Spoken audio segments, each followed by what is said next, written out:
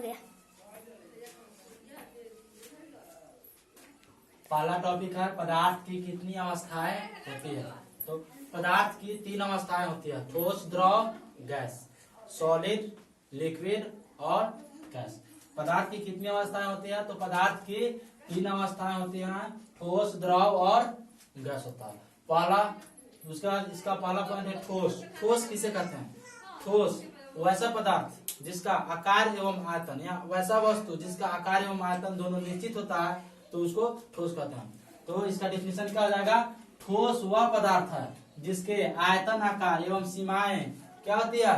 निश्चित होती है। जैसे लोहा का गोला, लकड़ी का टुकड़ा, ईंट इत्यादि। उसके बाद नेक्स्ट है द्रव। द्रव किसे कहते हैं? द्रव क्या है?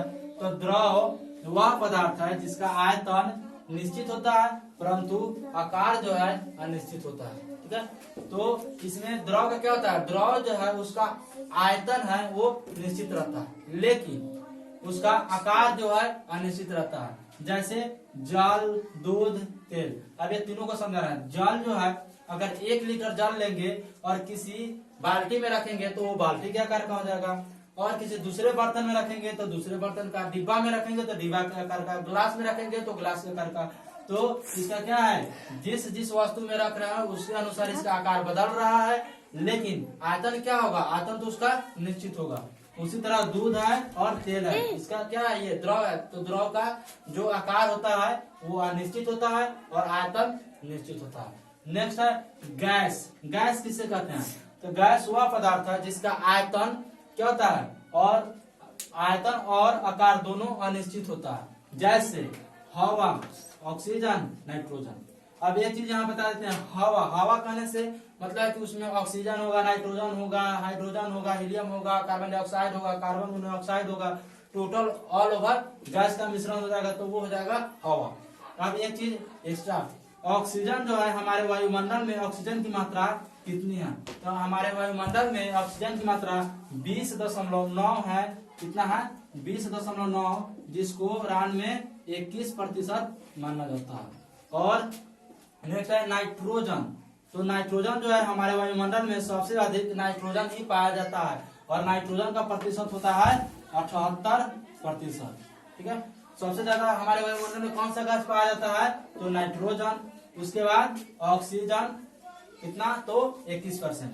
नेक्स्ट, ठोस पदार्थ के आकार एवं आयतन निश्चित पाए जाते हैं। क्यों? क्योंकि ठोस पदार्थ के कण ना तो एक दूसरे से अलग रह सकते हैं और ना ही एक दूसरे के नजदीक रह सकते हैं, इसी कारण इनकी आकृति कायम रहती है। नेक्स्ट है ठोस पदार्थ के कण की गति नगण्य होती है।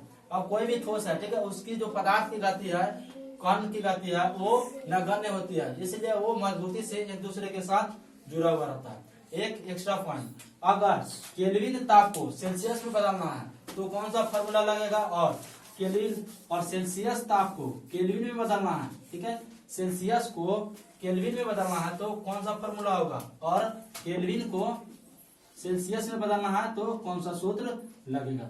तो सेल्सियस ताप में बदलना है अगर केल्विन ताप को, तो 273